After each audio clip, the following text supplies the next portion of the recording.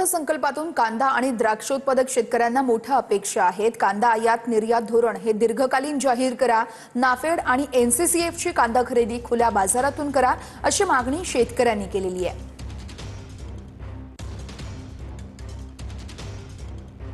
आता केंद्र सरकारचं जे अर्थसंकल्पीय अधिवेशन आहे, तर या अधिवेशनातून कांदा उत्पादक शेतकऱ्यांच्या काय मागण्या आहेत, काय अपेक्षा आहेत, आपण त्यांच्याकडून जाणून घेणार आहोत। मला हे सांगा की केंद्र सरकारचं अर्थसंकल्पीय अधिवेशन आहे, याच्यामध्ये आपण केंद्राकडून काय मागण्या, तुम्हाला काय अपेक्षा आहे?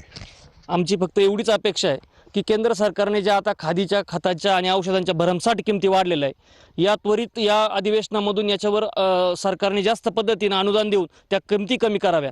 त्यामुळे सरकारला विनंती आहे की सरकारने या अधिवेशनामध्ये आम्हाला जसे तुम्ही एका रात्रीमध्ये निर्यातबंदी करून कांद्या बाहेर जाणारा कांदा या देशामध्ये थांबवून ग्राहकांना सुखात ठेवतात, ग्राहकांचे अश्रू पुसतात, तसेच आज आमचे अश्रू सरकारने पुसावे। सरकारकडे आमची एकच अपेक्षा आहे की शासनाने आम्ही जो कांदा विक्री करतोय त्याला अनुदान द्यावे, तसेच शासनाने पारदर्शी स्वरूपामध्ये खुल्या बाजारामध्ये नाफेडच्या खरेद्या चालू कराव्या।